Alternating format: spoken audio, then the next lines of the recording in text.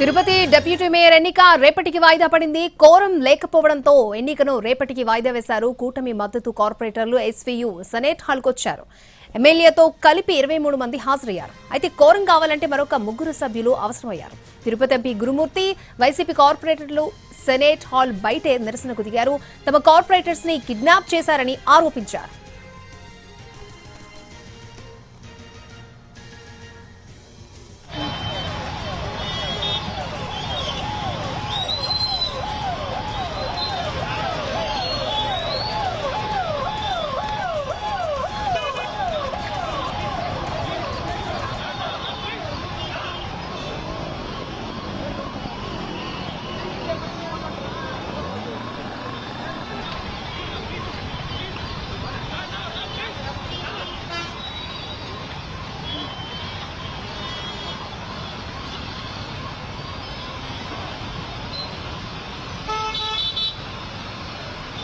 Deputy mayor ఎన్నిక రేపటికి వాయిదా పడింది. కోరం లేకపోవడంతో ఎన్నికను రేపటికి వాయిదా వేశారు. కూటమి మద్దతు కార్పొరేటర్స్ ఎస్వీయూ సెనేట్ హాల్కు వచ్చారు.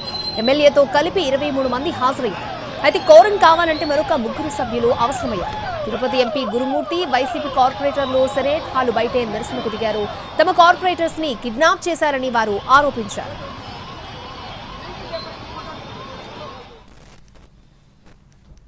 రైట్, తిరుపతి డిప్యూటీ మేయర్ ఎన్నిక రేపటికి వాయిదా పడింది. ఉత్కంఠ పరిస్థితుల నేపథ్యంలో ఇదే అంశానికి సంబంధించి మరిన్ని అప్డేట్స్ అందించడానికి మా ప్రతినిధి కార్తీక్ లైవ్ లో సిద్ధంగా ఉన్నారు. కార్తీక్,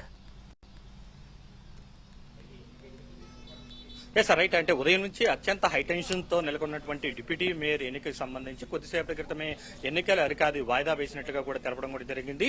సరైనటువంటి కోరం లేకపోవడంతోనే వాయిదా వేశారంటూ కూడా కొద్దిసేపటమే ఏదైతే ఎన్నికల అధికారి ప్రకటించారో. అయితే ఉదయం నుంచి కూడా పెద్ద ఎత్తున ఇక్కడ ఏదైతే ఈ యొక్క ఎన్నికలకు సంబంధించి పూర్తి స్థాయిలో భద్రతా ఏర్పాట్లు చేశారు. ఎక్స్ అఫిషియో మెంబర్స్ కావచ్చు, దానికి సంబంధించి వైఎస్ఆర్ కాంగ్రెస్ పార్టీ కార్పొరేటర్లకు ఒకవైపు ఏదైతే తెలుగుదేశం కార్పొరేటర్లు మద్దతు ఇస్తున్నటువంటి వారందరికీ కూడా ఒకవైపు మొత్తం ప్రత్యేకంగా ఈ యొక్క కౌంటింగ్ సంబంధించి అందరూ కూడా చేతులెత్తి చెప్పాల్సినటువంటి పరిస్థితి ఉంటుంది. సో అలాగా మొత్తం ఈ ఎన్నికకు సంబంధించి ఏర్పాట్లు చేసినప్పటికీ అయితే సరైనటువంటి కోరం లేకపోవడంతో మొత్తం 47 మంది ప్రస్తుతం నగర కార్పొరేటర్లు ఉంటే 3 ఎక్స్ అఫిషియో మెంబర్ గా ఉన్నారు. మొత్తం కలిపి 50 మంది. అయితే ఈ 50 మందిలో సగం మంది 25 మందికి పైగా కూడా ఏదైతే కార్పొరేటర్లు రావాల్సినటువంటి పరిస్థితి, ఓటింగ్ రావాల్సినటువంటి పరిస్థితి అయితే ప్రస్తుతం 22 మంది మాత్రమే రావడం కూడా జరిగింది. 3 మాత్రం రాలేదు. మిగిలిన వైఎస్ఆర్ కాంగ్రెస్ పార్టీ కార్పొరేటర్లు ఎవరైతే ఉన్నారో వారందరూ కూడా బయటే ఉండిపోయినటువంటి పరిస్థితి. ఈ నేపథ్యంలోనే రకరకాల పరిస్థితుల నడుమే, తీవ్ర ఉద్రిక్తల నడుమే ఈ యొక్క ఎన్నికలు అనేది కూడా వాయిదా పడినటువంటి పరిస్థితి. చివరి నిమిషం వరకు కూడా 3 కార్పొరేటర్లు వస్తారని చెప్పి భావించినప్పటికీ కూడా కూటమికి మద్దతుగా ఉన్నటువంటి కార్పొరేటర్లు 3 కూడా రాలేనటువంటి పరిస్థితి ఏర్పడింది. దీంతో మొత్తం ఈ యొక్క ఎన్నిక అనేది కూడా రేపటికి వాయిదా వేశారు. పూర్తి స్థాయిలో మాకు మద్దతు ఉంది, రేపు ఖచ్చితంగా కూడా ఈ యొక్క ఎన్నికల్లో మేమే గెలుస్తామంటూ కూడా ఇప్పటికే కొద్దిసేపటి క్రితమే మాట్లాడినటువంటి ఎమ్మెల్యే ఆరిని శ్రీనివాసులు కూడా చాలా స్పష్టంగా చెప్పారు.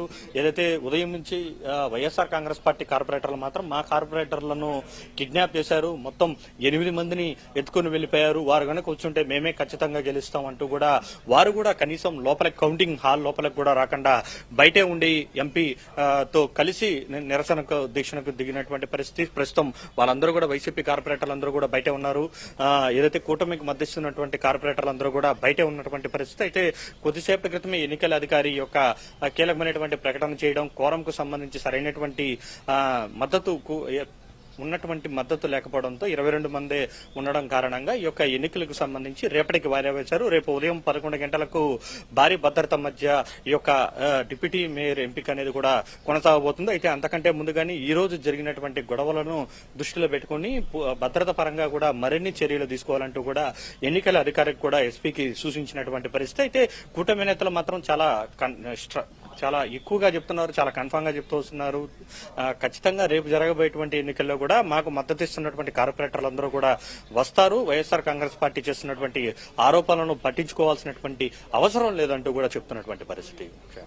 కార్తీక్, అంటే వైసీపీ తమ కార్పొరేటర్లని కిడ్నాప్ చేశారని ఆరోపిస్తోంది. ఈ ఆరోపణలకు సంబంధించి అలాగే రేపటికి వాయిదా పడడానికి సంబంధించి టీడీపీ స్పందన ఏంటి?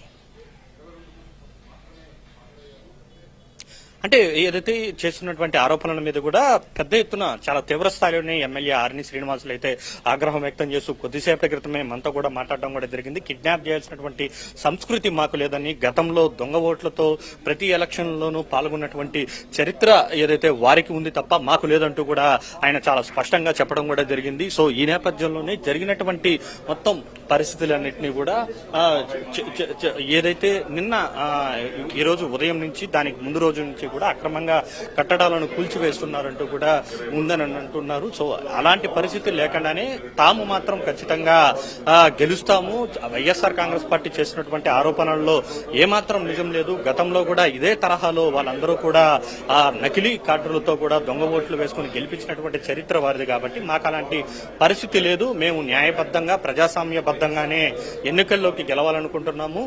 ఏదైతే వైఎస్ఆర్ కాంగ్రెస్ పార్టీ వ్యవహారం నచ్చక కార్పొరేటర్లందరూ కూడా మాకు మద్దతు ఇస్తున్నారు, కూటమి నేతలకు కూటమికి మద్దతు ఇస్తున్నారు, ఆ దిశగానే మేము ఎన్నికల్లోకి వెళ్తామంటున్నారు. ఇప్పటికే అలా 20 మందికి పైగా కూడా 21 మంది కార్పొరేటర్లు ప్రస్తుతం కూటమికి మద్దతు ఇచ్చి కూడా వచ్చినటువంటి పరిస్థితి. మిగిలిన కార్పొరేటర్లు కూడా వస్తున్నప్పటికీ కూడా వాళ్లే అడ్డుకున్నారు, వాళ్ళు కిడ్నాప్ చేసి మా మీద కిడ్నాప్ డ్రామా అంటూ కూడా ఆడుతున్నారంటూ కూడా ఏదైతే కూటమి ఎమ్మెల్యేగా ఉన్నటువంటి ఆర్ని శ్రీనివాసులు కూడా ఆగ్రహం వ్యక్తం చేశారు. ఇలా రకరకాల హైడ్రామాల మధ్య బస్సులో వస్తున్నటువంటి వారందరినీ కూడా మా వారిని తీసుకెళ్లిపోయారంటూ, వాళ్ళు తీసుకెళ్లలేదంటూ వీళ్ళు కూడా రకరకాల ఆరోపణలు ప్రత్యారోపణల మధ్య ఈ యొక్క ఎన్నికలు అనేది కూడా ఎన్నికల అధికారి శుభమన్సలు కూడా వాయిదా వేయడం కూడా జరిగింది.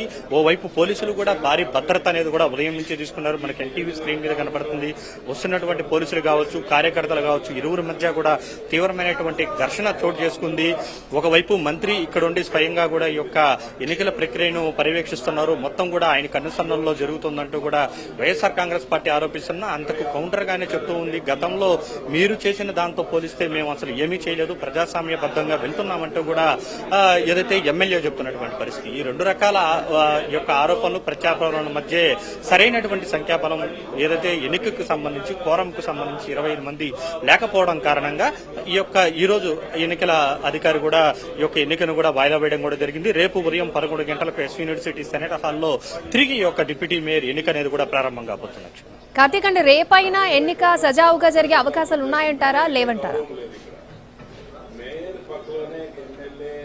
అంటే ఖచ్చితంగా ఇప్పుడున్నటువంటి సిచ్యువేషన్లు చూసుకుంటే మాత్రం ఎలాంటి పరిస్థితి కూడా లేదనే పరిస్థితి మాకు కనబడుతుందని చెప్పుకోవచ్చు. పూర్తి స్థాయిలో ఉన్నటువంటి ఈ యొక్క అభ్యర్థులకు సంబంధించి మొత్తం 50 మంది ఉన్నారు, 47 మంది మాత్రమే ఉన్నారు, మిగిలిన ముగ్గురు కూడా ఎక్స్ అఫిషియోగా ఉన్నటువంటి పరిస్థితి. సో ఈ నేపథ్యంలో మొత్తం 50 మందిలో 25 మంది ఉండాలి. అయితే కూటమికి సంబంధించి 21 మంది, టీడీపీ కార్పొరేటర్ ఉంటారు, మొత్తం 22 మంది మాత్రమే ఉన్నారు. మిగిలిన వారందరూ కూడా వైఎస్ఆర్ కాంగ్రెస్ పార్టీకి మద్దతు ఇస్తున్నారు. మిగిలిన వారందరూ కూడా ఎక్కడికి వెళ్లారో తెలియదు, కిడ్నాప్ చేశారంటూ వాళ్ళు, కిడ్నాప్ చేశారంటూ వీళ్ళు కూడా ఒకరికొకరు చెప్తున్నటువంటి పరిస్థితి. ఇలాంటి పరిస్థితుల్లో సో ఎటు వైపు ఎక్కువ మంది కార్పొరేటర్లు మొగ్గు చూపుతారు అనేది కూడా చాలా ఆసక్తికరంగా మారింది. ప్రస్తుతానికి ఇక్కడ ఉన్నటువంటి లోకల్ గా ఉన్నటువంటి పరిస్థితులు చూస్తే మాత్రం కనపడకుండా పోయినటువంటి 6 మంది కార్పొరేటర్లు రేపు ఎవరికి మద్దతు ఇస్తారనేది కూడా మనం వేచి చూడాలని మనం ఖచ్చితంగా చెప్పుకోవచ్చు. సో ఈ నేపథ్యంలో రేపు ఉదయం 11 గంటల టయానికి అందరు కార్పొరేటర్లు కూడా వస్తారని మాత్రం ఇక్కడ ఉన్నటువంటి ఏదైతే ఎమ్మెల్యేలు కూడా చెప్తూ వస్తున్నారు. సో ఇలాంటి నేపథ్యంలో రేపు ఉదయం ఎన్నిక అనేది కూడా ఎలా జరగబోతుంది, ఎలాంటి ఉత్కంఠతో జరగబోతుంది అనేది కూడా అందరిలో ఆశ్చర్యాన్ని నింపుతుంది. ఎందుకంటే రేపు డిప్యూటీ మేయర్ అనేది చాలా అత్యంత మనతో మాట్లాడడానికి ఘటన మీద ఎమ్మెల్యే ఆర్ని శ్రీనివాసులు కూడా ఉన్నారు, ఆయనతో కూడా మాట్లాడతారు. సార్ చెప్పండి, అంటే సరైనటువంటి మెజారిటీ లేకుండా వాయిదా పడిందా, అంటే ఎందుకు వాయిదా పడింది సార్, ఏం చెప్పారు అధికారులు? వైఎస్ఆర్ కాంగ్రెస్ పార్టీ నాయకులు రాలేక వాయిదా పడడం, ఇందాక గంట 10 నిమిషాలు కూడా వెయిట్ చేయడం జరిగింది, వాయిదా పడడం జరిగింది. మా నాయకులు, మా కార్పొరేటర్లు 4 హాస్పిటల్లో 2 బెడ్ రిడెన్, 2 డెత్ అనేసి వాళ్ళ బంధువులు డెత్ అనేసి బయటూరుకి వెళ్లడం జరిగింది. దానివల్ల కోరం మాకు సరిపోలేదు, దానివల్ల వాయిదా పడింది. వైఎస్ఆర్ కాంగ్రెస్ పార్టీ వాళ్లకు అసలు మెంబర్లే లేరు, వాళ్ళు వచ్చుంటే మా అంటే మా కార్పొరేటర్లు బస్సులో వస్తుంటే కిడ్నాప్ చేశారని కూడా వాళ్ళు అంటున్నారు, దానికి ఏం చెప్తారు సార్? ఎన్డీఏ కూటమికి కిడ్నాప్ చేసే సంస్కృతి లేదు అని మరలా చెప్తున్నా. ఇంతవరకు ఎప్పుడు లేదు. అదేదైనా చేస్తే వైఎస్ఆర్ కాంగ్రెస్ పార్టీ ఎమ్మెల్యేలకు వాళ్ళ నాయకులకే చెల్లు. ఎన్డీఏ కూటమికి లేదని తెలియజేస్తున్నాను. అంటే రేపు ఎలా జరగబోతుంది సార్? అంటే సరైనటువంటి సభ్యుల సంఖ్య, మెజారిటీ సభ్యుల సంఖ్య మీ వైపు ఉన్నారు? నేను ఒకటే చెప్తున్నా, రేపు ఎలక్షన్ నోటిఫికేషన్ పోస్ట్ పోన్ చేశారు, ఇంకా డేట్ అనౌన్స్ సర్క్యులేట్ చేస్తామన్నారు. ఎప్పుడు సర్క్యులేట్ చేసినా డిప్యూటీ మేయర్ తిరుపతిలో కార్పొరేషన్లో ఎన్డీఏ కూటమి గెలుస్తుందనేసి కూడా తెలియజేస్తున్నాం. అంటే ఎప్పుడు ఎన్నికలు జరిగినా కూడా ఖచ్చితంగా మా కార్పొరేటర్లు మద్దతుతో పూర్తి స్థాయిలో డిప్యూటీ మేయర్ ను తాము గెలుచుకుంటామంటూ కూడా ఏదైతే ఆర్ఎన్ శ్రీనివాసులు చెబుతూ వస్తున్నారు. అయితే రేపటికి సంబంధించి కూడా ఇప్పటికే కూడా అధికారులందరూ కూడా ఇక్కడ ఏర్పాటు చేసినటువంటి మొత్తం వ్యవహారాన్ని, ఈ యొక్క ఎన్నిక సెటప్ ను మొత్తం కూడా ఇలాగే ఇక్కడే ఉంచిపోతూ ఉన్నారు. రేపు తిరిగి ఈ యొక్క ఎన్నికకు సంబంధించి పూర్తి స్థాయిలో రేపు ఉదయం 11 గంటల ప్రాంతంలో కూడా ప్రారంభం కాబోతుంది.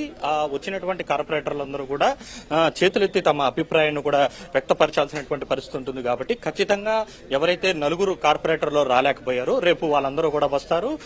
పూర్తి స్థాయిలో ప్రజాస్వామ్యబద్ధంగా కూడా కూటమికి సంబంధించినటువంటి నిలబెట్టినటువంటి అభ్యర్థి డిప్యూటీ మేయర్ గా కూడా గెలుస్తారని కూటమి ఎమ్మెల్యే చెప్తున్నటువంటి పరిస్థితి. ఓకే కార్తీక్.